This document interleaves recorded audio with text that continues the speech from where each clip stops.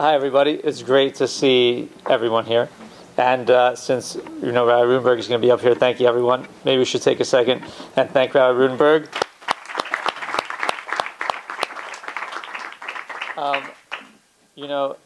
I'm a firm believer that everybody, needs a coach or a rabbi. And one of the reasons why I'm always so motivated is because Rabbi Reuven really keeps us motivated. Like if we try to say, let's maybe this week we won't do so much. Rabbi Reuven always calls and said, hey, let's have rejuvenation. Then tomorrow let's have rejuvenation for couples. Then we're going to have a Shabbaton. So it's amazing. So working for Rabbi Reuven and Rabbi Kraft keeps me motivated, keeps my eyes open, and keeps me excited. And I just want to thank you for that. So I forgot what I was going to speak about, but I thought of a really great title. I sent it to Mrs. Muscat and I forgot about it. So I want to just tell you two lessons, two little lessons, and one is just to add a little bit to what Rabbi David was saying. The first lesson is this. Someone asked me today, what makes a person happy, right? And I said, what makes a person happy? When they don't have doubts, right? Doubts is what makes us so sad. And she's like, what do you mean? So I said, I'm going to give you an example, right? I may have told you this story once or twice before. But if you were ever in a subway, like a couple years ago, you get down to the subway station. I spent a lot of time on subways, as Rabbi Reuven mentioned. You get down to the subway station, and the people there, they were like mad, and everyone would peer over like this, seeing if when the train was coming, trying very hard not to actually fall into the tracks, right? Peering over, when's that train coming? And everyone would look, no, they don't see that one headlight, and they come back, oh, no train. You could see there was so much tension. People were so upset. They didn't know when the train was coming. Then about a year or two ago, they made these boards.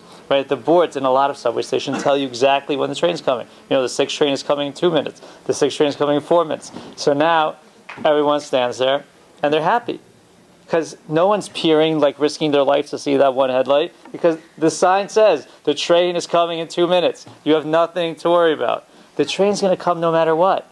The question is whether you have doubt in the train or whether you're sure the train's coming. We have those signs. You're sure the train's coming, and you remove yourself from doubt. And when you remove yourself from doubt, you get very happy. You get very happy in life. And by the way, that's why guilt is not really a Jewish concept, right? Guilt means you don't know what to do, you're not sure, maybe not, should I, shouldn't I, I'd like to change but I can't. It's not a Jewish concept. Jewish concept is you do as much as you can, right? You do as much as you can, and if you can't do any more, it's okay. And if you can do more, try harder, but there's no reason for guilt. Now, there's a trick, though. Here's the trick. This is going to be a shameless plug. How can you do this? You need a rabbi or rebbitzin, right? You need someone. You need a coach. You need a rabbi. You need a rebbitzin. You need someone who's going to be able to help you determine what for you is right and what for you is wrong. A lot of times, one of the things we talk about a lot in Emet is sometimes we have to slow people down. Sometimes we have to speed people up, because when you're trying to think about doing things the way you want, sometimes your Yetzer Hara, your own personal evil inclination, could very much get in the way.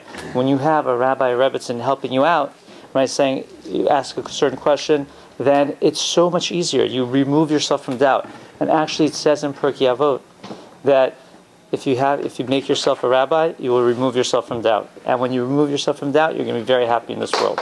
So it's something we're going to see so many rabbinic speakers. It's going to be amazing. And we have amazing lady teachers, too. I think we're the only Kier organization with a real woman's director, Mrs. Muscat. I know she's here. She hears us. She'll see it on the videotape. So, and, we all have wives that you have access to. So now you have such amazing opportunity to get close to somebody, and then you really will truly remove yourself from doubt, and you're going to enjoy this world a lot more. So that's my first thing I want to say. And the second thing I want to say was, Rabbi Dunn was telling us, the power of Yom Kippur, one of the greatest powers is taking something on, right? Taking on an extra mitzvah, making a change in your life that you always wanted to change.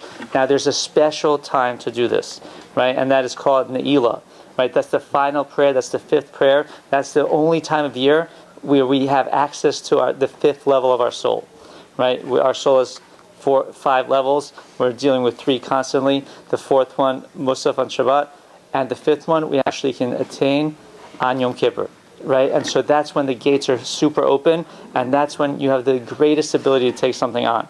So how do we do it, right? So I have a teaching from my rabbi, one of my rabbis, Rabbi Kelman, right? And he said like this. He said, think of something you want to change, right? Think of something that you really want to change in your life, and you feel like you can do it, right? It's within your grasp. You can do this. You know you can make this change, and then just contemplate it, imagine it, say, okay, I can do this. I can make this change. Then, whatever change it is, divide it in half, and then divide that in half, and then that's what you can stick to. Because we tend to a lot of times exaggerate things in our own mind. So I'm going to give you a personal example that'll bring things home. Last year when my wife and I were sitting before Yom Kippur, we said, what should we take on?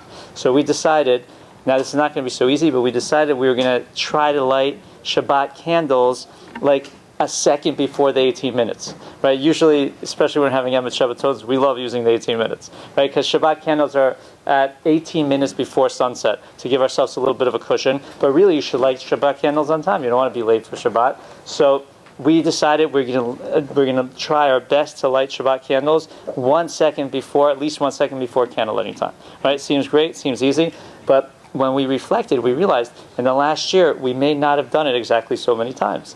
Right? I'm not going to give you the exact number, but it wasn't so many times. So we thought to ourselves, okay, what can we do? We went back and forth. First I said, every week, right? My wife said, okay, that can't happen. Then finally we decided 1 month, right? Once a month, we're going to light Shabbat candles before the candle lighting time. We're going to be early once a month, right? So I said, okay, great, we can handle it. Yes. Okay, then we did the secret. We divided that in half, right? So now we said once every 2 months, and then we divided that in half once every 4 months, right? So now we got, 3 times over the last year, we had to light Shabbos candles a little bit before candlelight time. And you know what?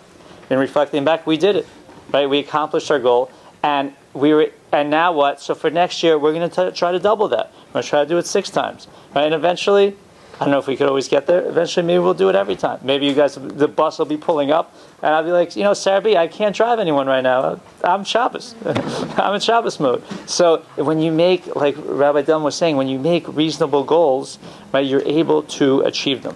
So now this goal, please check it out, dear Rabbi Rebbitzin. Think of something that you can really do, divide it in half, and then divide that in half, and then don't go back on it. Keep it no matter what. And if you're able to do that, then you're going to have a super successful year, and Hashem's going to let you do even more next year. Because remember, the biggest privilege in this entire whole universe is to be able to do a mitzvah. And we're so lucky that we're living in a great place, in a great country, in a great time, where we're allowed to do as many mitzvahs as we want. So I want to wish you all Gamar Tov, which means that our seal should be awesome, and we should have an easy, meaningful fast on Yom Kippur, and that we should continue to grow and learn Torah together. Thank you.